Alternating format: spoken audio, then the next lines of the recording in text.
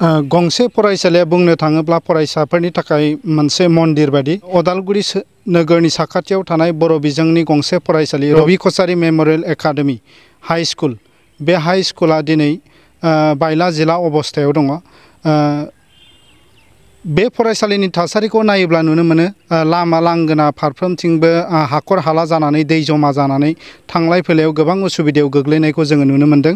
लोगोसे बिथांमोननि जिथु फरायसालिनि इनफ्रास्ट्राक्चार बेफोरखौ नायोब्लाबो जों बुजिनो हायो मोजां रोखोमनि इनफ्रास्ट्राक्चार नङा आरो फरायनायनि बेलायाव फोरोंनायनि बेलायाव फरायसाफोर बा फोरोंगिरि गोबां जेंनायाव गोग्लैनायखौ नुनो मोनदों। मानो होननानै बुङोब्ला फरायसालिया थिं गब्लंनानै अखा सेरो आरो इन्जुरफोरा इनकमप्लिटैनो दङ। लोगोसे बारान्दाया थिं खाथाबनानै औवाजों थिं खाथाबनानै बिथांमोना बे फरायसालिनि बारान्दाखौ बानायदों आरो गाहायाव फ्लर गैयाजासे बालानि खोनानै बेजोंनो सोलिबाय थानायखौ नुनो मोननाय जादों। बेजों लोगोसे टयलेटफोरनि अबस्थाया मोजां नङा। लेडिस जेन्टस जयैनो बे टयलेटखौ बाहायनायखौ नुनो मोननाय जादों। बर' बिजोंनि थांनाय थैनायनि खोथाया आथिखालाव गोबां सरसा जादों। बेनि बेलायावबो दासिमहालागैबो नुनो मोनदों बेफोर बर' बिजोंनि जिथु फरायसालिफोर बेखौ बोखांनो नाजानायखौ नुनो मोननाय जायाखै। गोबां फरायसालिफोरा दिनैसिमबो सिगाङाव जेरैमोन बेबायदि बेफोरखौ नायोबा नुनो मोनदों सरकारा जे बर' बिजों फोथांनानै लाखिनायाव बेसेबां गुरुत्व होनानै खामानि मावदों बेयो रायजो राजानि नोजोराव दिनै रोखा जाबोदों। थारैनो सरकारि बिजोङाव फरायनाय फरायसुला फरायसुलिफोरा बेसेबां खस्थ' भुगिनानै दिनै सोलोंथाइ लानो गोनां जादों आरो फोरोंगिरि बिथांमोनाबो बेसेबां दुखु खस्थ'नि गेजेरजों सोलोंथाइ होनो गोनां जादों बेखौ थारैनो फोरोंगिरि आरो बर' बिजोंनि फरायसाफ्रा दिनै बेखौ रोखायैनो मिथिगौ। बे समाव जोङो मिथिनो नाजागोन बे रबि कछारी मेम'रियेल हाई स्कुलनिनो सासे फोरोंगिरि बिथांनिसिम जों बे गासै खोथाफोरखौ मिथिनो नाजागोन। गिबियावनो नोंथाङा जोंनि बे रबि कछारी मेम'रियेल एकाडेमिनि माखासे जेंनानि बाथ्रा खबर लानो फैनायनि थाखाय फरायसालिनि जानानै आङो गोजोननाय एबा साबायखर बावनाय थाबाय। जोंनि बे फरायसालि एबा रबि कछारी मेम'रियेल एकाडेमिया उदालगुरि टाउननि बिखायाव सिंगोल बर' मिडियाम फरायसालि हिसाबै गंसेल'। बे सिंगोल बर' मिडियाम फरायसालिनि फरायसाफोर आरो फोरोंगिरि बिथांमोनहा दिनै गोबां जेंनायाव गोग्लैनानै दङ। बे जेंनाफोरखौ आङो माखासे दिनै नोंथांनि बे मिडियानि गेजेरजों रायजो राजानो फोरमायनो सानदों। बेफोर जाहैबाय जोंनि बे लांगोनाजों थांनाय लामा एबा लांगोनायाव दिनै लामाया जोबोद बायला जिला आरो दै जमा जानानै हाखर हाला बेवहाय फरायसाफोरा फरायसालियाव हाबफैनाय समावहाय साइकेलजों बेवहाय जोबोर उसुबिदा जायो, खांग्रां खुग्लुब जानो गोनां जायो आरो फोरोंगिरिफोराबो स्कुटि एबा मटर साइकेलजों फैनानै बे लांगोनानि गोथौ गोथौ हाखराव एबा दैनि जिथुनिखि दैस्लुं जमा जानानै थानाय बायला जिला बे लामायाव गारिफ्रा माने गोबाङैनो गाज्रि जागासिनो दङ। आरो बेजों लोगोसे बे लांगोनानि लामाफोरल' नङा जे जोंनि फरायसालिनि सिङावहाय गोबां माने उसुबिदा एबा जेंनाफोरा माने जमा जानानै दङ। जेरैहाय फरायसालियाव जोंहा गोबां रुम दङ नाथाय रुमफोरा पार्टिसनानो गैया। गोबाङानो थिंफोर खाबथा खुबथा खालामनानै दोननाय एसे बायला जिला रोखोमनि क्लास लानायाव माने गोसो ज'आ आरो रुमफोरा सिलिं गैया। गासैबो गोबां रुम दङ नाथाय सिलिं गैया आरो माखासे रुमफोरा थिंफोरा गब्लंबाय आरो अखा हादै गोग्लैनानै क्लास लानायाव उसुबिदा जायो। बेजों लोगोसे रुम मोनथाम मोनब्रैसोआव जोंहा फ्ल'रा फाक्का जायाखै। हानि जिथुनिखि बालानि फ्ल'रावनो सोलिनानै दङ आरो बारान्दाफ्राबो फाक्का बा प्लास्टार खालामनाय जायाखै। बेनिखायनो बिनि गथ'फोरनि हाबलाय ओंखारलायजों गोबां मैला जायो। बेफोरखौबो प्लास्टार खालामनांगौ। लोगोसे जोंनि फरायसालिनि जायफोर फोरोंगिरि बिथांमोन सार मेडाममोन बिथांमोन जिरायनो थाखाय बेवहाय आलादायै मोजां रोखोमनि जोंनो टिचार्स कमन रुम गैया।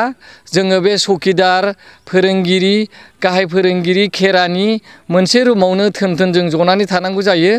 नाथाय बे अफिस रुमनि बारान्दाफोराबो औवाजों खाबथानानै थिंजों खाबथानानै दोननाय।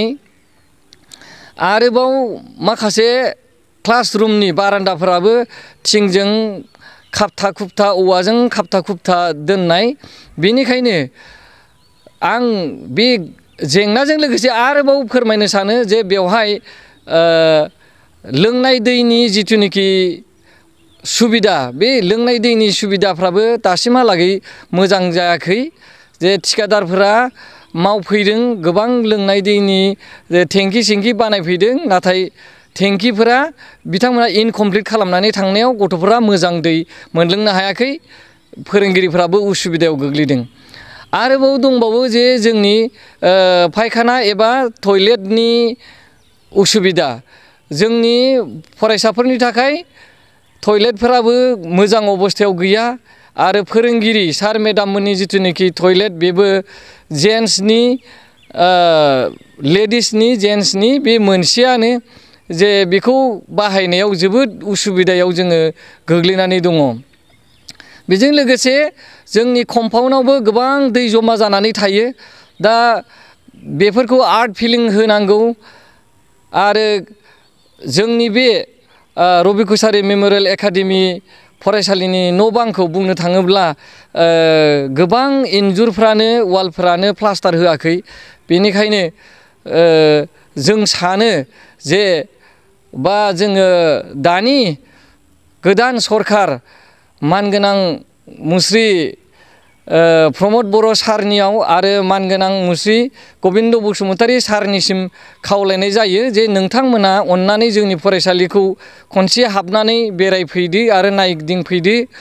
नोंथांमोनहा अननानै जोंनि बे रबि कछारी मेमरियेल एकाडेमि फरायसालिखौ दिनैनि गोदान मुगानि गोदान मेथडजों खाबजानाय साइन्टिफिक मुगाजों खाबजानाय मोनसे डिजिटेल मोनसे फरायसालि बानायनानै नोंथांमोनहा जाहाथे फैनानै बानायनानै होफैयो बेखौ जोङो खावलायनाय थादों।